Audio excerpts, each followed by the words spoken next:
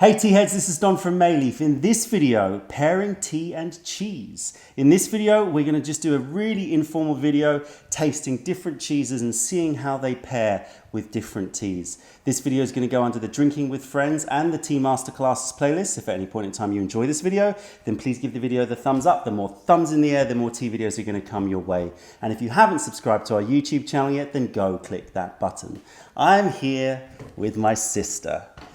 My sister visiting me. Say hi to the Hello. people out there. She's living in Australia, so it's a rare opportunity that I get a chance to hang out with you. And we are, I would say, we have basically one conversation, which is food, isn't it? Yes. We talk food non-stop. Even to the point where we kind of alienate people. You know, people end up kind of getting involved and then disappearing after about an hour and a half because we can literally talk about food obsessively. So what I thought I would do is I would rope her in to do a video and we would do a pairing, a tea and cheese pairing. So what we're going to do today is we've got a few different cheeses and I've kind of done a little theoretical pairing in my mind of what teas might work with them, and we're going to sit down and we're going to taste them and we're going to see if any of them work. But before we do that, I just want to go through a little bit about the basics of pairing. So there's this thing which is happening now in the tea industry is there's these tea sommelier classes. A lot of people are getting involved in tea sommelier, which is great and it's wonderful, and I'm sure that there are some really good courses out there. The problem is that it's still really in its infancy. You know, the concept of pairing tea and food, you'd have thought would have been more advanced than it is now. And they usually bring it out at the end, isn't it, with dessert? Exactly. You're used to kind of tea being the kind of end, maybe with a... Not something to have through it with a main meal. Yeah, with a biscuit or chocolate or chocolates or something. But now it's starting, and it's something which is quite complex because tea is quite delicate. And so you've got to get it right, otherwise you can easily just end up feeling like you're tasting hot water. Right? Mm-hmm. So it's got to be right. So it's really in its infancy. And the reason why it's in its infancy is because it's quite complicated. The concept of pairing is quite complicated. So the tasting experience is not just taste. Obviously, it's taste and it's aroma. Visuals plays a part. There's a lot of science that shows that you taste with your eyes as well as with your ears. So if things sound crunchier, they feel crunchier. You've got the texture of the food as well and the drink. And also, crucially, there's temperature. And temperature is something that is really interesting because temperature actually modulates flavor. So, for example, if you have cold things, then that modulates so you don't taste sweet so much. Oh, that's interesting. Which is why, so if you have ice cream and you let it melt, so it goes to room temperature, it tastes really sickly sweet. But when it's ice cream, it tastes like a good sweetness. Is because when something is cold, it modulates and stops you from tasting sweetness. So you need to add more sugar to ice cream in order to make it taste proper. And also you have different flavor molecules that bind with different temperature receptors on your tongue. And we're going to be doing a much more detailed masterclass on this at some point. But for example, like chilies is a clear one, right? So chili attaches itself to the hot receptors in your tongue. And so you feel heat. Similarly, things like mint are really cooling. Yeah. Okay. So it's not just the actual physical temperature. It's the molecules bind to different temperature receptors on your tongue and therefore bring out different flavors. So how does that affect pairing then? It affects pairing in a really big way because, for example, if you are stimulating the hot receptors on your tongue, then you're not going to be tasting those cooler receptors. So it's very hard to bring out the mintiness or the lemons or those kind of very cooling notes and vice versa. So, you know, there are lots of classic examples of that, but you can basically modulate and suppress different receptors according to what flavors you're tasting. So a classic example is if your tea is bitter, if you put a little bit of salt on your tongue beforehand, it cuts out the bitter receptors and you can drink really bitter tea and it tastes fine. So they use this a lot in wine pairings, which is why really tannic red wines go really well with salty dishes because it kind of modulates and suppresses those bitter notes. So pairing is really, really complicated. It's really complex, and it involves texture as well as aroma and all of those different things. And what you really want to try and achieve when you're pairing is, well, the least you want to achieve is that they don't clash, right? Yeah. You don't want them to clash, or even worse with tea, you end up just not tasting the tea. But you want it ultimately to enhance what you're eating. Right. So you want it to enhance what you're eating. Yeah, and vice versa. Yeah. Cheese to enhance the tea. Exactly. So you want at least there to be compatibility, but it's quite nice if there's contrast. So there's matched pairings and there's contrast pairings. Matched pairings means that you're actually kind of melding flavors that are very similar to each other. So for example, something that's very warming with something like nuts, you know, it kind of gives you that. And do they do this with wine? Is it the same kind of concept with wine? It's exactly the same with So wine. they'll contrast food and wine? Well, so the classic example is very rich foods with acidic wines. Yeah. Right, so you kind of want that contrast. That it gives you that journey in your mouth, which basically becomes complexity.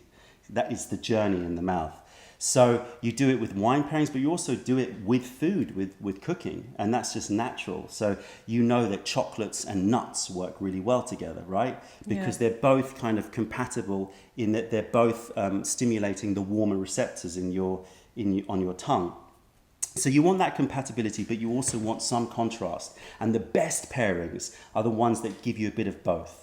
So it gives you a little bit of contrast in some areas, but gives you some of the compatibility with others. And really what you're trying to achieve is what pairers call the third flavor. In other words, a flavor that you could not get by just eating the cheese or drinking the tea, but you need to combine them and it makes a third flavor, which is obviously desirable. So there's lots to discover and there's lots to learn, and we're doing a lot at Mayleaf to understand the science of flavor and taste in order to make sure that pairings are really working. But we've done enough talking, let's get to tasting. We've got 4 different cheeses. What I've done is I've selected 3 different teas that I think should work, but this is just a guess. So we're going to come back with the first cheese and the first 3 teas. We're back. The first cheese is a goat's cheese. This is a Lancashire goat's cheese, and it's got kind of a rind on it. We might actually, you don't mind me holding it, right? No. So I might just do this. You can take a look at it. Kind of one of those crumbly goat's cheeses, not those creamy ones. It's kind of got that raw milk taste to it, you know? Not usually goat's cheese I would go for. No. I like them to be quite mature and strong in And flavour. a bit sour. And a bit more sour. Yeah, I know what you mean. Or fresh. This is like in between. All right, maybe if you cut some more. Right, so I've got the first tea that we're going to try is white peony. So a white tea. White teas are generally, okay, so the kind of general rule of thumb is white teas, because they're more delicate, they pair better with more delicate foods. But white tea is also slightly oxidized, so it's got a little bit of the sweetness that you don't get with a green tea. So I'm hoping that this is going to bring out a kind of sweetness in the cheese. It's quite grassy. So with white peony, it's got grassy, but it's a Oh, it's very smooth, isn't it? yeah. It's got more of a sweetness and a smoothness, and an almost slight like green acorns, a slight woodiness to it as well. So it's going to be interesting to see if those darker, woodier notes are going to match delicious. with this cheese. So what we do with pairing is we sandwich it. So tea first, then cheese, so see how the cheese interacts with the tea, and then tea afterwards to wash it And what down. are we looking for?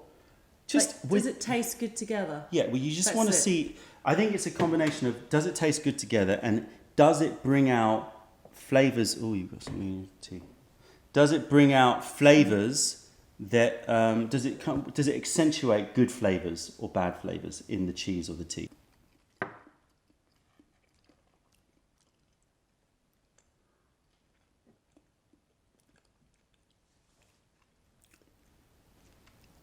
Does it bring anything out for you? No. Okay, so I think for me it brings out slightly more of the creaminess of the cheese, but it's not a major I wouldn't be thinking I need to eat that cheese with this tea. Okay. So white peony, which would be a classic combination for a light cheese, it doesn't clash, but it's nothing special, right? I actually have a feeling, I'm not sure if goat's cheese goes with tea. Well, let's find out. I have high hopes for the last one. I've saved the best one for last. Oh. See what you think of Sorry. this tea. This is Amber Gabba. So this is a very different tea. Got a little bit more of a roasted note to it, That's delicious. but it's got more of the honey notes to it. Honey, I can taste honey in there. Right, so I was hoping, you know how goat's cheese and honey works very well together. I was kind of hoping that this might bring out a little bit of that combination, a little bit of the sweetness. And this feels like the perfect temperature right now. Yeah, because it's been sitting for a while. It's nice. It's nicer than the first one, but it's... It You know. kind of, but for me, it just brings all the spectrum to the warm notes. You don't get any of the freshness of this goat's cheese. It just tastes kind of quite creamy, rounded, slightly malty, warm. Okay. I think because this goat's cheese is so mild, you really need a tea that's going to Well, what? Do you want be a tea? stronger. Really? That's interesting, because think a lot of strong people would say that contrast you it. want the opposite. You want to kind of match it in terms of its weight.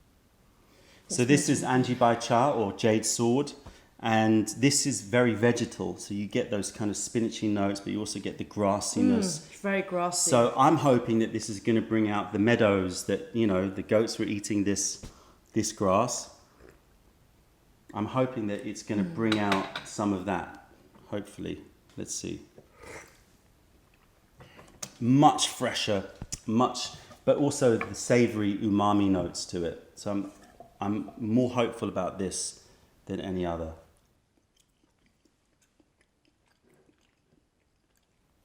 Just notice to see if it brings out more of the freshness than the one before.